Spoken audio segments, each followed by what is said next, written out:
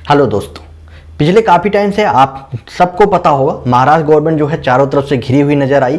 और महाराष्ट्र गवर्नमेंट में सबसे बड़ी बात कि जो उद्धव ठाकरे की गवर्नमेंट है उसमें उनके जो मंत्री हैं उनके खिलाफ सीबीआई ने एफआईआर भी दर्ज किया।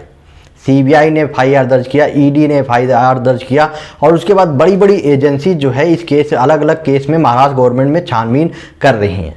लेकिन आज तक आप लोगों को सीबीआई के अंडर में कितनी पावर होती है इस चीज़ का अंदाज़ा आप लोगों ने नहीं लगाया, क्योंकि किसी ने अरेस्ट ही नहीं किया। सीबीआई ने कोई ऐसी कार्रवाई नहीं की जिससे कि लोगों को पता चल सके कि कितना ज़्यादा पावर होती है सीबीआई के अंदर। लेकिन आपको सीबीआई की पावर उस टाइम देखने को मिली जिस टाइम ममता बनर्जी की पार्टी टीएमसी, आप सबको पता होगा टीएमसी के 4 मिनिस्टर को अरेस्ट किया गया, वो भी सीबीआई के द्वारा।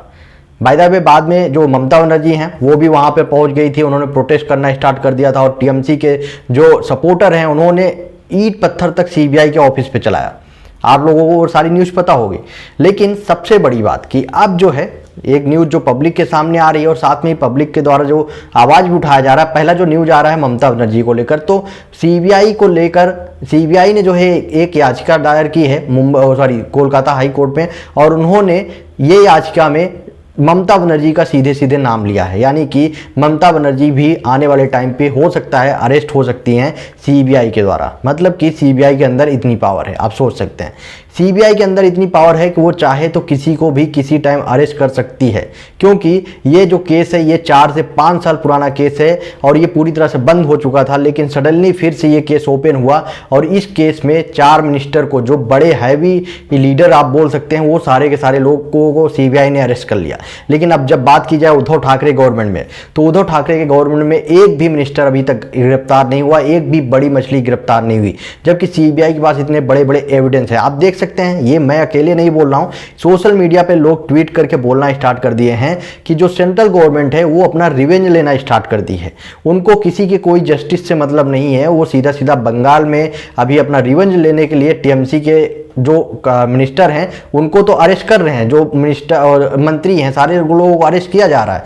लेकिन जब वहीं बात की जाए उद्धव ठाकरे गवर्नमेंट के, जिनके ऊपर सीधे सीधे इतने बड़े बड़े आरोप लगे, 100 करोड़ वसूली का, 1000 करोड़, 500 करोड़, जितने सारे आप समझ सकते हैं सारी की सारी करोड़ों रुपए की वसूली की जाने के बावजूद भी, उनके खिलाफ एविडेंस इतने ज़्यादा मिलने के बावजूद भी आज तक किसी भी मिनिस्टर के ऊपर कार्रवाई नहीं की गई। ना ही परमवीर सिंह के ऊपर इतने बड़े बड़े आरोप लगे, नहीं, और ना ही उनके ऊपर कोई कार्रवाई की गई।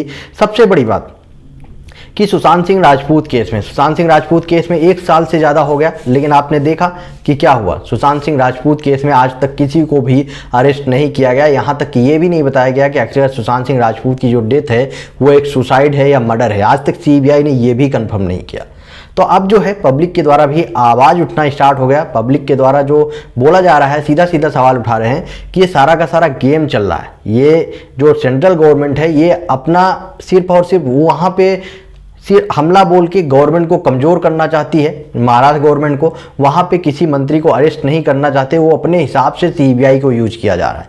मतलब कि पब्लिक की तरफ से आरोप लगने स्टार्ट हो गए कि सीबीआई जो है वो सेंट्रल गवर्नमेंट के हिसाब से काम कर रही है। जहाँ पे सेंट्रल गवर्नमेंट बोल देती है कि हाँ इस मिनिस्टर को अरेस्ट करना है, तो वहाँ पे तो 1 दिन के अंदर अंदर जो है सीबीआई अरेस्ट कर लेती है। लेकिन जहाँ पे सेंट्रल गवर्नमेंट नहीं बोलती वहाँ पे किसी के ऊपर कोई भी कार्रवाई नहीं की जाती।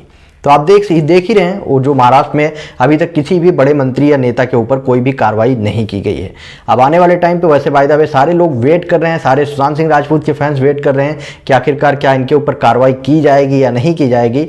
लेकिन जस्टिस के लिए सुशांत सिंह राजपूत के जो फैंस हैं वो एट द एंड तक लड़ते रहेंगे, क्योंकि जिस हिसाब से 1 साल से ज़्यादा हो गया उसके बावजूद भी आज तक सुशांत सिंह राजपूत के फैंस जो हैं आवाज़ उठा रहे हैं। गणेश हिवारकर ने भी अपने हिसाब से जो भी हो सकता है, उन्होंने गणेश हिवारकर ने 14 जून को सबसे सपोर्ट मांगने के लिए बोला है कि वो सबसे सपोर्ट के लिए बोला है कि वो जो है 14 जून को फिर से सुशांत सिंह राजपूत के लिए प्रोटेस्ट करेंगे, क्योंकि सीबीआई कोई भी अपडेट नहीं दे रही है। अब इसमें सबसे बड़ी बात कि इसमें ममता बनर्जी की वजह से क्या उद्धव ठाकरे बच रहे हैं, क्योंकि अभी तक जितनी भी मीडिया है वो चारों तरफ से घेर के रखी थी किसको, उद्धव ठाकरे को।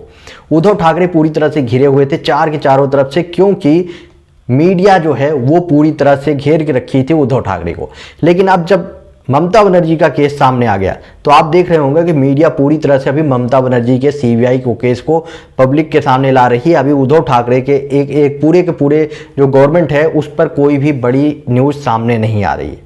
तो क्या ये जानबूझ के ये गेम प्लान खेला गया है कि एक गवर्नमेंट को बचाने के लिए दूसरे गवर्नमेंट को ऊपर कार्रवाई करो और धीरे धीरे फिर एक केस खत्म करो, फिर दूसरा केस खत्म करो?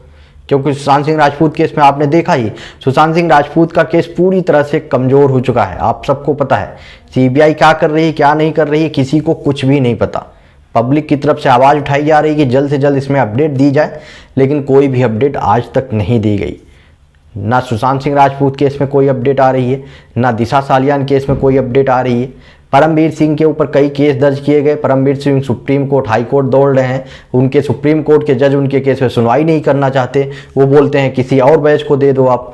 कोई डीजीपी संजय पांडे उनके केस की जांच नहीं करना चाहते, फिर एंटी करप्शन ब्यूरो उस केस की जांच नहीं करती, बाद में सीआईडी उस केस की जांच करती है। तो ये पूरा मामला जो है ना कहीं से चाहे वो उद्धव ठाकरे की गवर्नमेंट हो चाहे ममता बनर्जी गवर्नमेंट हो, सारा का सारा गेम खेला जा रहा है एक तरीके से। और इस गेम में पब्लिक की तरफ से ये भी बोला जा रहा है कि सेंट्रल गवर्नमेंट भी काफ़ी ज़्यादा, हद से ज़्यादा इस केस में इन्वॉल्व है। वो अपने हिसाब से सारा का सारा गेम खेल रही है और रिवेंज ले रही है उन लोगों से जो कि सेंट्रल गवर्नमेंट के खिलाफ में जा रहे हैं। अब देखते हैं आने वाले टाइम पे क्या उद्धव ठाकरे गवर्नमेंट के ऊपर कार्रवाई की जाएगी कि यही होगा, इनके केस को भी लटका दिया जाएगा 4-5 साल के लिए और उसके बाद धीरे धीरे ख़त्म हो जाएगा। क्योंकि आप सबको पता होगा जब चार्जशीट फाइनल जो एफआईआर दर्ज की गई थी अनिल देशमुख के खिलाफ, तो सीबीआई ने इस चीज़ की अपडेट दी थी कि उनके पास बहुत सारे एविडेंस मिले हैं अनिल देशमुख के खिलाफ। इसीलिए जो है अनिल देशमुख के खिलाफ एफआईआर दर्ज की गई सीबीआई के द्वारा और लगातार उसी टाइम से बोला जा रहा था कि कल जो है अनिल देशमुख को अरेस्ट कर लिया जाएगा। लेकिन क्या हुआ, आज तक अनिल देशमुख को अरेस्ट नहीं किया गया। आज 1 महीने से ज़्यादा हो गया। रही बात सुशांत सिंह राजपूत केस में, रिया चक्रवर्ती से लेकर बड़े बड़े मेन कल्प्रिट जो आए पब्लिक के सामने जिनका नाम, उनमें से किसी को भी अरेस्ट नहीं किया गया। एनसीबी ने अपना फाइनल चार्जशीट सबमिट कर दिया। एनसीबी के द्वारा 33 लोगों का नाम पब्लिक कर दिया गया और उनके खिलाफ कार्रवाई करने के लिए कोर्ट में पूरा सबूत एविडेंस इकट्ठा कर दिया गया, दे दिया गया कोर्ट को। जज जो कोर्ट के जज थे उन्होंने सुनवाई करते हुए ये भी फैसला सुनाया कि सारे के सारे मुजरिम को 1 करके कुछ लोगों की टीम बना के जो है उनको कोर्ट में पेश किया जाए, उनको अरेस्ट किया जाए।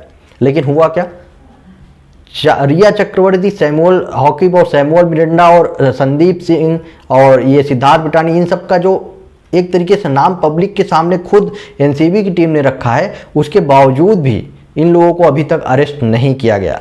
आखिरकार क्या रीजन है? जितने भी बड़े लीडर हों, बड़े पॉलिटिशियन हो, बड़े एक्टर हो, एक्ट्रेस हो, जैसे ही उनका नाम बड़े लोगों में शामिल होता है उनको अरेस्ट करना क्यों बंद हो जाता है? छोटों लोगों को तो अरेस्ट कर लिया जाता है। जैसे कि एनसीबी ने अभी तक कितने लोगों को अरेस्ट किया होगा? 50 से 60 लोगों को मेरे हिसाब से, जिस हिसाब से कार्रवाई चल रही है उनके द्वारा अरेस्ट किया गया होगा ड्रग्स केस में। लेकिन ड्रग केस में भारती सिंह का नाम सामने आया, रिया चक्रवर्ती का नाम सामने आया, दीपिका पादुकोण का नाम सामने आया। लेकिन इन सब के बारे में जब हम बात करते हैं तो ये पूरी तरह से गायब हो जाती हैं, क्योंकि इनके खिलाफ जो है इनको जमानत मिल जाता है। इनको जो है जमानत दे दिया गया है और ये जमानत कब तक चलेगा वो आने वाले टाइम पर ही पता चलेगा। आपका क्या ओपिनियन है? आप अपना ओपिनियन कमेंट बॉक्स में बताएं और वीडियो को ज़्यादा से ज़्यादा शेयर करें।